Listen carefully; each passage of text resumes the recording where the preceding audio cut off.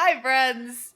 I'll be reading for you today The Spaghetti-Slurping Sewer Serpent, written by Lauren Ripes, illustrated by Aaron Zenz. Now, Aaron Zenz is the guy at Art Prize that you can bring a monster to and he'll illustrate it. He's usually by the Children's Museum, so he's a local artist. He also did the rocks a few years ago in Art Prize, and so you could find the rocks and bring them home.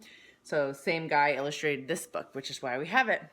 Make sure that you're listening for the S sounds in this book because there's quite a few of them. The Spaghetti-Slurping Sewer Serpent by Aaron Zenz. Sammy Sanders can't sleep.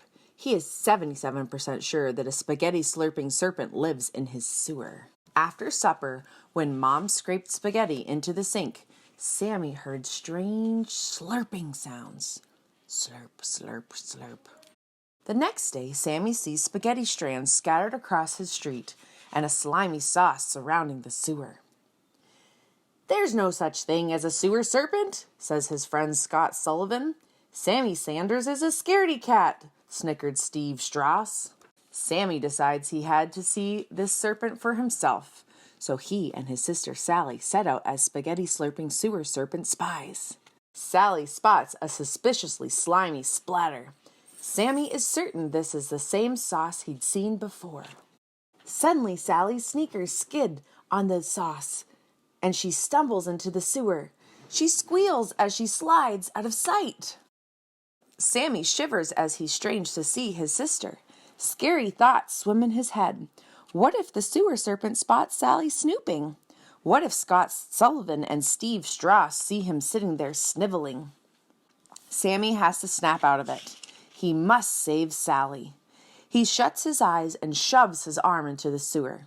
"Sally, Sally, Sally," he shouts. Something seizes his sleeve. He sure hopes it's Sally. With superhero strength, Sammy grabs it, swings his arm up, and sees his stinky sister. Sally says, "Sorry, Sammy, no spaghetti-slurping sewer serpents. Just a smelly, sludgy sewer." Later, when Sally is sleeping, Sammy has a stupendous idea. He snatches a salty snack for himself and a serving of saucy spaghetti. Then he sneaks to his swing set and sits the spaghetti on the seat. He sprints behind a shrub and waits. Sammy struggles not to fall asleep. Sadly, after a short 7 minutes and 17 seconds, Sammy's eyes slam shut. As the stars shine down on the sewer cap, it shakes, then slowly shifts to the side. A scaly, slimy sewer serpent slips into the street and slithers to the Sanders swing set.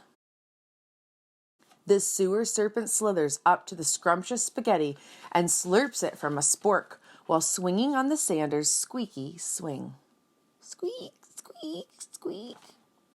Slurp, slurp, slurp. Sammy knows that sound. He wakes up and sees the serpent sniffing his salty snack. Sammy stares at the serpent. The serpent stares at Sammy's snack. Sammy sees there's only one solution. "Want to share?" he says. The spaghetti-slurping sewer serpent smiles. Sammy smiles too. The serpent swallows the salty snack and slithers back to the sewer. He stops, spins around, and whispers to Sammy, "Shh, serpents are secret." "My lips are sealed," said Sammy. Then the serpent slips out of sight. That night, Sammy Sanders sleeps soundly, 100% sure that a spaghetti-slurping serpent lives in his sewer. Solved. Oh my goodness, my tongue is so tired from saying all those S's. Oh, that was crazy. I love that book.